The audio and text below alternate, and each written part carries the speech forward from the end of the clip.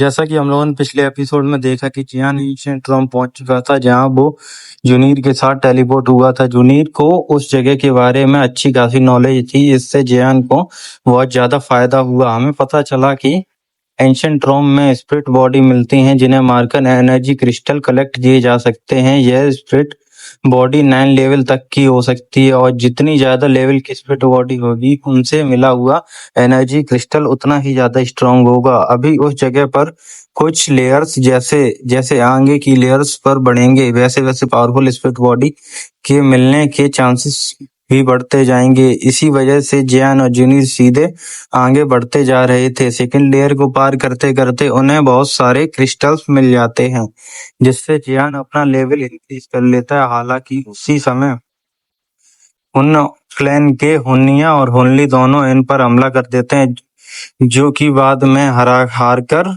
वहां से भाग गए थे। वो दोनों हार नहीं मानते और बीच में कुछ ट्रैप्स भी आते हैं जिनमें जियान और जूनिर फंस चुके थे। हालांकि वो ट्रैप्स जियान और जूनिर के लिए ज्यादा डिफिकल्ट नहीं थे। हुनिया और हुनली ने स्पिरिट बॉडी को एक जगह पर इकट्ठा किया लेकिन जियान और जूनिर ने उन्हें हरा दिया। बाद में जब वो दोनों आगे बढ़े तो उनका मुलाकात 9 लेवल की स्पिरिट बॉडी से हुई। उन्होंने उसे भी हरा दिया लेकिन वो बस हुनली और हुनिया की एक चाल थी। उस लेवल 9 की स्पिरिट बॉडी को उन्होंने जानबूझकर वहां छोड़ा था जियान और जूनिर जब उससे लड़े तो इसके बीच में उन पर हमला कर सकें। हालांकि जियान पहले से ही ये चीज जानता था, इस वजह से अपने क्लोन को आगे भेज दिया था उसने। हुनली ने छिपकर हमला करने की कोशिश की तो जियान के क्लोन गायब हो गया और यह हुनिया और हुनली पर ही उल्टा पड़ गया। बस इस बात का स्टार्टिंग भी पिछले एपिसोड के आगे से होती है। जूनियर अभी हंसते हुए यही कह रही थी कि तुम लोगों ने कितना बेकार प्लान बनाया था और सोचा था कि हम प्लान में फंस जाएंगे। साथ ही जियान भी उनसे कहने लगता है कि अगर तुम हमसे लड़ना ही चाहते हो तो क्यों ना फुल एंड फाइनल बैटल कर लिया जाए जिससे हम सबका समय बचे। इस पर हुनिया और हुनली हंसने लगते हैं और कहते हैं कि तुम खुद को ज्यादा नहीं ताकतवर समझ रहे हो जबकि असल में तुम हमारे सामने बहुत ज्यादा कमजोर हो।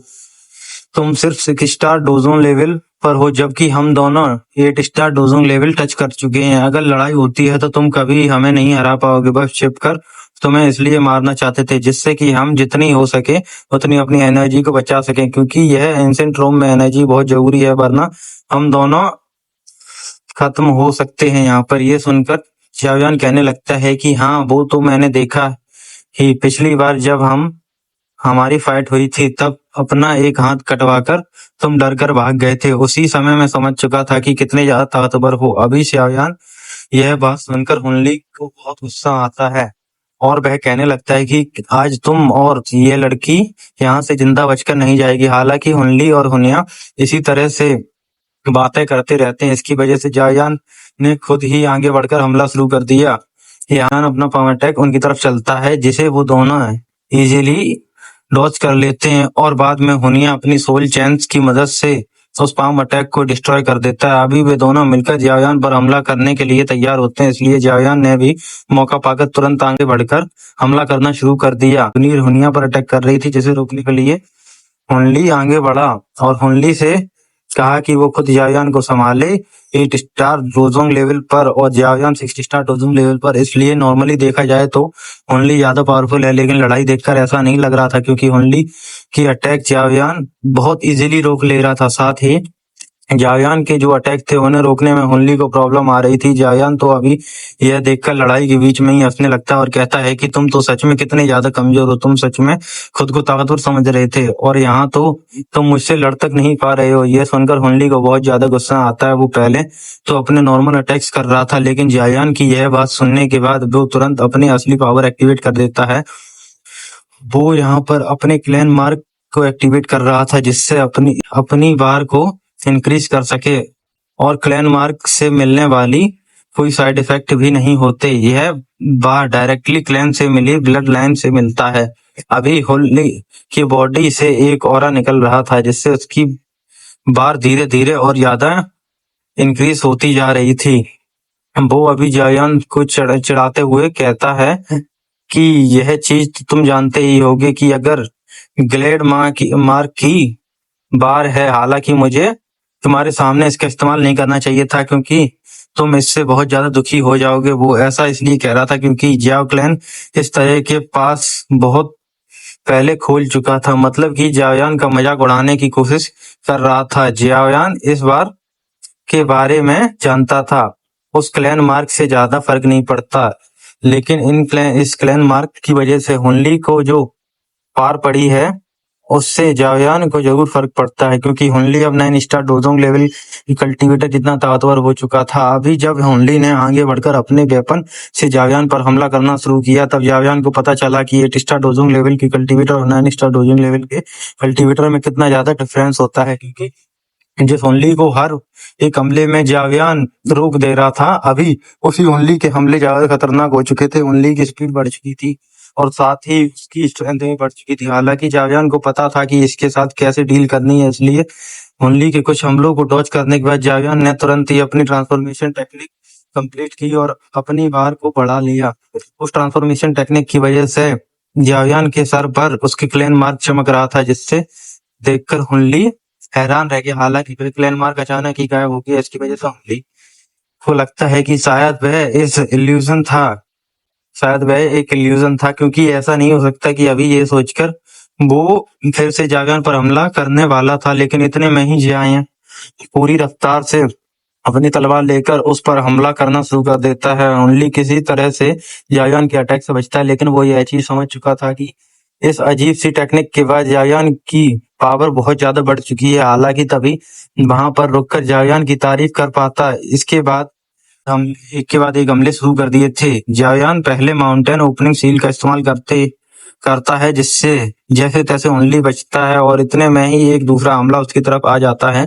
इन लगातार हमलों की वजह से ओनली की हालत खराब हो चुकी थी। वो अब जावयान के हमले से बचकर भागने लगता है। अभी उसे लग रहा था कि शायद वो ओनली और हुनिया मिलकर जावयान को रोक सकते हैं। इसी वजह से वह हुनिया की तरफ देखता है, पर हुनिया की हालत खुद वहां पर खराब हो चुकी थी। वो जूनियर से नहीं जीत पा रहा था। यह देखकर ओनली सोचता है कि अगर सब कुछ ऐसा ही चलता रहा तो यहाँ हम हार जाएंगे। इसका मतलब अब हम फाइट को सीरियस लेने का समय आ चुका है। यह कहकर वो तुरंत अपनी सीक्रेट टेक्निक परफॉर्म करना शुरू कर देता है, जो कि उसे अपने ट्रांस कार्ड के तौर पर बचा रखी थी।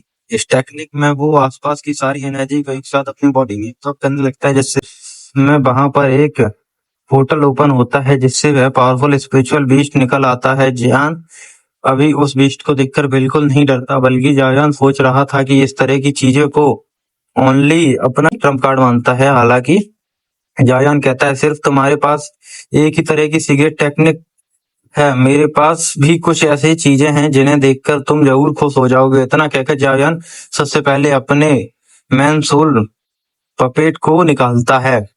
उसके बाद वो अपने 9 पपेट्स को निकालता है, जिनके बाद उसने मैन पपेट को साथ कनेक्ट कर दिया। यह चीज उसने बहुत पहले सीख ली थी। इसकी वजह से अब उसका मैन सोल पपेट का लेवल बढ़ चुका था।